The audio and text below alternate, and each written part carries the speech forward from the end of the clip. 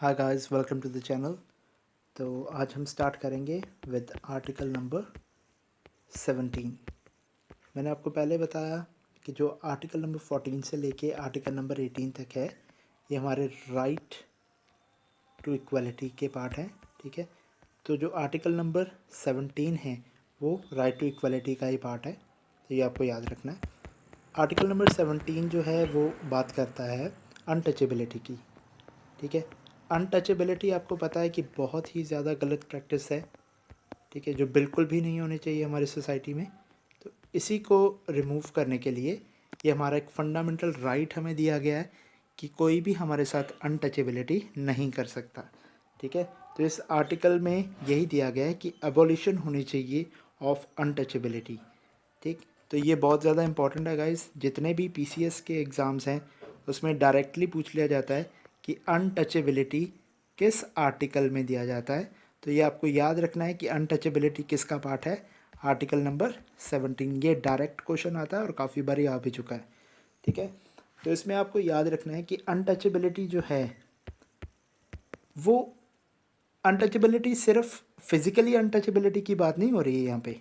ठीक है, इसमें हर एक चीज़ यहाँ पे काउंट होगी। तो मैं आपको बताऊँगा कि अनटचेबिलिटी जो है वो एक एक्ट है जिसको हम ऑफेंस बोलते हैं। ठीक है, आज के टाइम में अनटचेबिलिटी इज़ एन ऑफेंस। ठीक, तो इसमें क्या क्या चीज़ें आ जाती हैं। पहली चीज़ आपको याद रखनी है कि अगर आप प्रीच भी करते हैं ना, अगर आप ये भी बोलते हैं कि हाँ अनटचेबिलिटी इज़ राइट थिंग, ठीक है, डायरेक्टली और इनडायरेक्टली आप किसी भी तरीके से बोलते हैं, ठीक है, तो दैट इज़ एन ऑफेंस। ये आपको याद रखना है। Second thing which you have to remember कि अगर आप किसी भी पर्सन को, ठीक है, किसी शॉप में, ठीक है, या किसी होटल में, ठीक, या किसी भी पब्लिक प्लेस में, ठीक है, पब्लिक प्लेस में अगर आप उसको जाने से रोकते हैं, ठीक है, या किसी भी प्लेस ऑफ वर्शिप में जाने से अगर आप उसको रोकते हैं, या किसी भी पब्लिक एंटरटेनमेंट की प्लेस में उसको आप जाने से रोकते हैं, that is equivalent to untouchability.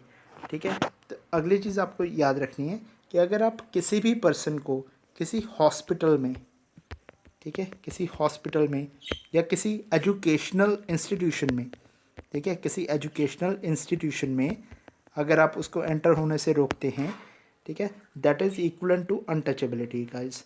तो आपको नेक्स्ट ये याद रखना है कि justifying untouchability on traditional religious और फिलोसफिकल ग्राउंड्स, इसको भी हम अनटचेबिलिटी बोलेंगे। ठीक है, तो अगर आप किसी भी शेड्यूल कास्ट को, ठीक है, जो कि शेड्यूल कास्ट है पर्सन, उसको अगर आप इंसल्ट करते हैं, ठीक है, on the ground of untouchability, that is an offence.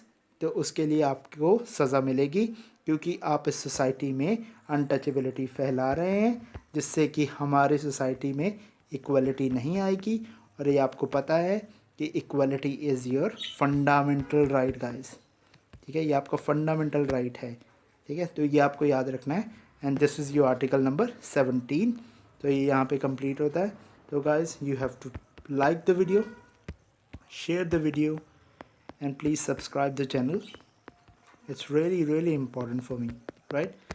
And I'll see you in the next video with article number 18. That will be the last article for us in right to equality. उसके बाद में हम next part शुरू करेंगे।